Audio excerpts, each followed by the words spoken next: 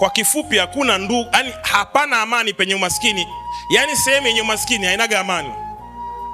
Amani inatoka wapi? Mnalia njaa. Ndio maana nikawafundisha hata nyinyi vijana, usikimbilie kuoa una maisha. Inawezekana ukawa na ndoa lakini ukawa na mateso kwenye hiyo ndoa. Tulia kwanza, bana suruali hiyo. Acha kuwaza mapenzi, waza maisha. Nimeeleweka? Nimeeleweka? Hakuna amani kaka. Ndoa, ukiwa na ndoa alafu hamna mzigo mfukoni, amani hakuna. Mimi najua, si nimepitia mimi. Tulikuwa tunagombana mama yenu huyo. Tulikuwa tunagombana. Mimi naingia kwenye maombi, nafikiri ni mashetani, lakini kumbe sio mashetani. Katulia, hajatulia wewe. Nakwambia hivi, Yesu anaweza kawa katikati. Kama mzigo hamna, mtagombana tu.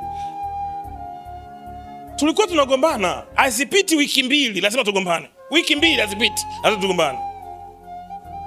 Tunachogombania kijulikani. Sasa chakula kinatakiwa nyumbani, sina kitu baba. Na mimi nikipata hela yote nanunua tofali. Sasa kwa umenunua tofali zote? Jamani mume wangu. Sasa jamani, majukumu yananiandama huku.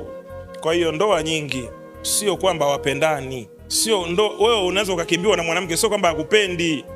Yule mwanamke anakuja kwako na yeye pia unakuta anategemewa kwao. Mama yake dawa za kisukari, baba yake kuna umasikini wa kutupwa kwao.